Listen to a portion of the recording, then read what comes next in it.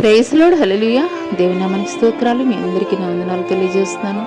ఈ దినం కొరకు దేవుడు సిద్ధపరిచినటువంటి మాటలు, ప్రియ సహోదరి సహోదరుడా, నీ దేవుని చిత్తానికి, దేవుని యొక్క ఆలోచనలకి, దేవుని యొక్క ప్రణాళికలకి వ్యతిరేకంగా నీ జీవితంలో నీ యొక్క స్వచిత్తాన్ని జరిగిస్తూ నష్టపోయినటువంటి పరిస్థితులను బట్టి విచారిస్తున్నావా?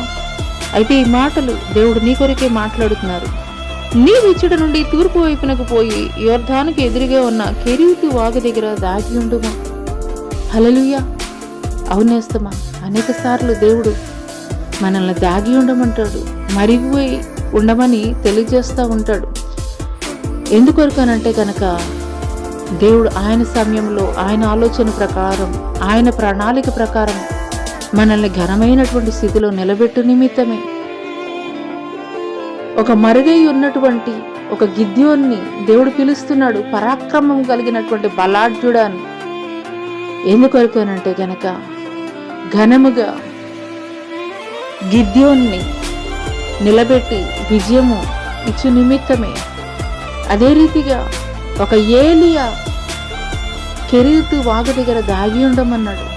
ఎందుకొరకనంటే గనక ప్రతికూలమైనటువంటి జనాంగం మధ్య ఏలియా ఒక్కడిని నిలబెట్టి, ఏలియా పక్షముగా అగ్ని ఆకాశము నుండి దిగి వచ్చి ఆ యొక్క బలిపీఠాన్ని దహించి వేసింది. ఏలియా పక్షంగా దేవుడు నిలబడ్డాడు.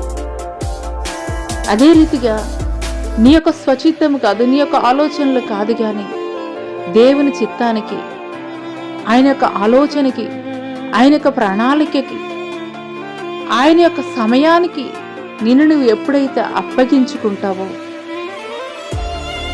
ఘనమైనటువంటి కార్యములు దేవుడు నీ జీవితంలో జరిగిస్తాడు.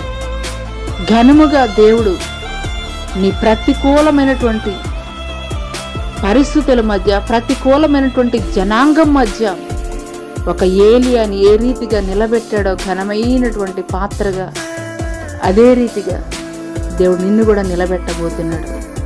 అటి కృప దేవుడు నీకు దయచేయను గాక. ఆమేన్.